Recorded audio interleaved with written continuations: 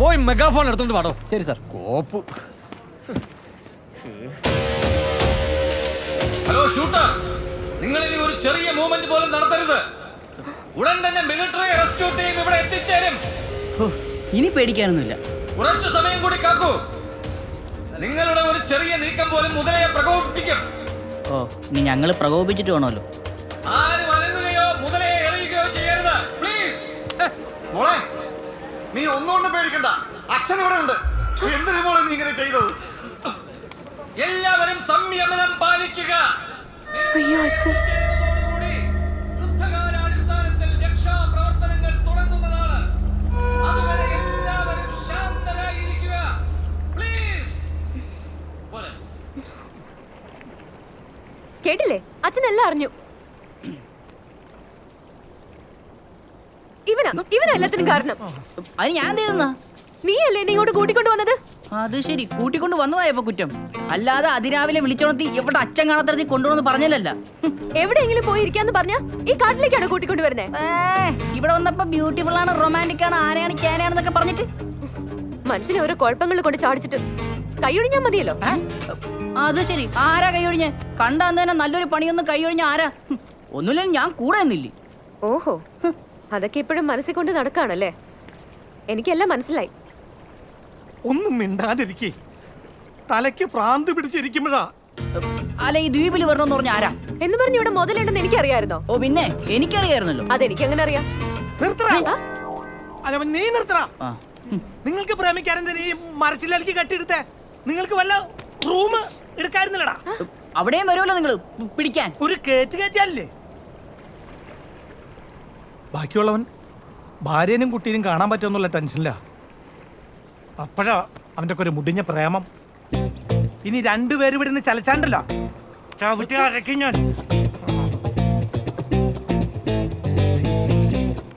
ഇപ്പൊ പ്രശ്നം മുഴുവൻ ഞാനാണല്ലോ ഉണ്ടാക്കിയത്. അതെ, അതിന് ഞാനാണ് തുടങ്ങിയത്. അതിന് നിനക്കെന്താ പ്രശ്നം? എന്റെ വീട്ടുകാരല്ലേ അറിഞ്ഞോളൂ. ഓ പിന്നെ, ഒരു വീട്ടുകാര് നാട്ടിലുള്ള സകലരും പറഞ്ഞു. ഇനി എങ്ങനെ ഞാൻ പുറത്തേക്ക് നടക്കും? ഓ, അല്ലെങ്കിൽ തന്നെ ഭയങ്കര അഭിമാനത്തോടെ തലയുയർത്തി നടക്കുമായിരുന്നല്ലോ. നല്ല അഭിമാനത്തോടെ തലയുയർത്തി തന്നെ നടന്നുകൊണ്ടിരുന്നേ. ഒരുമാതിരി വൃത്തിയുടെ തല പിടിച്ചാണ്ടല്ലോ ചവിട്ടി കയറി തരും ഞാൻ. നീ പോടാ, നീ പോടി, നീ പോടാ, പോടി, നീ പൊടുത്തടിയാ, നീ പോടി എരുമി. ഒന്ന് നിർത്തറ.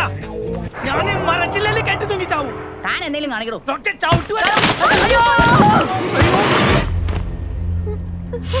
അയ്യോ,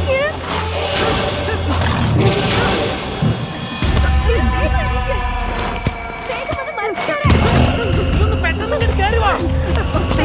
മുതല വരുന്നേ. ഒന്ന് എണീക്കാൻ.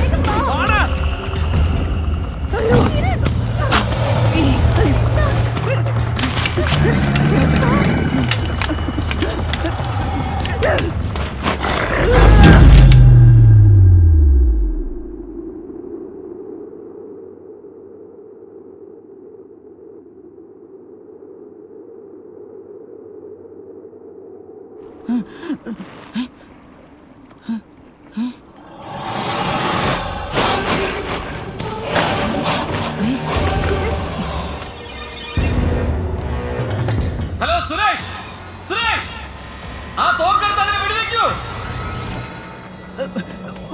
ഒന്നിറങ്ങി വേണോ? ഇതിനൊന്ന് വെടിവെച്ച് കൊല്ല്. ഒന്ന് ചെല്ലു വേഗം. ഒന്നിറങ്ങി വേണോ ഇങ്ങോട്ട്? എന്റെ പൊന്നെ, എടോ ഒന്ന് ഇറങ്ങി വരാൻ. പെട്ടെന്ന് ആ മുതലയുടെ ബാക്കിയാകത്തിരിക്കുന്ന ഉണക്കം പൊടിയുന്നതിന് മുമ്പ് അതിനെ വെടിവെക്കൂ.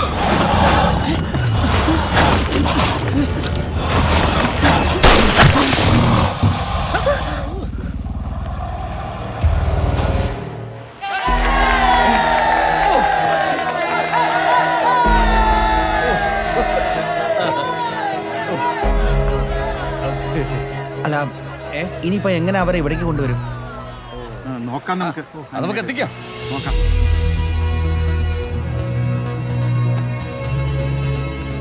പട്ടാളമെത്തുന്നതിന് മുമ്പ് തന്നെ അവർ കരയിലേക്ക് എത്തും.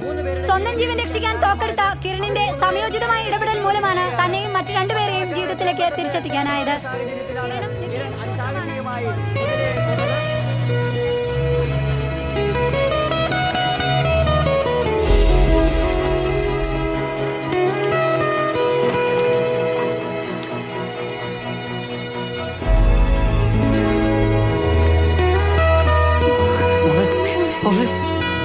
എന്തുകൊണ്ടാണ് സാർ മുതലേക്ക് വെടികൊള്ളാഞ്ഞത്?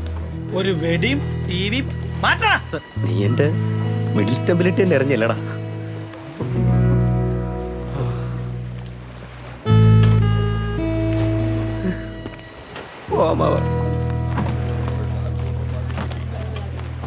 ആദ്യമായി മുതലേ കണ്ടപ്പോൾ എന്താണ് തോന്നിയത്? ഇത്രയും നേരം താങ്കൾ എങ്ങനെയാണ് അവിടെ കഴിച്ചുകൂട്ടിയത്? താങ്കൾ എന്തിനാണ് ഐലൻഡിലേക്ക് പോയത്? താങ്കളുടെ കൂടെ ഉണ്ടായിരുന്ന ആ പെൺകുട്ടി ആരാണ്?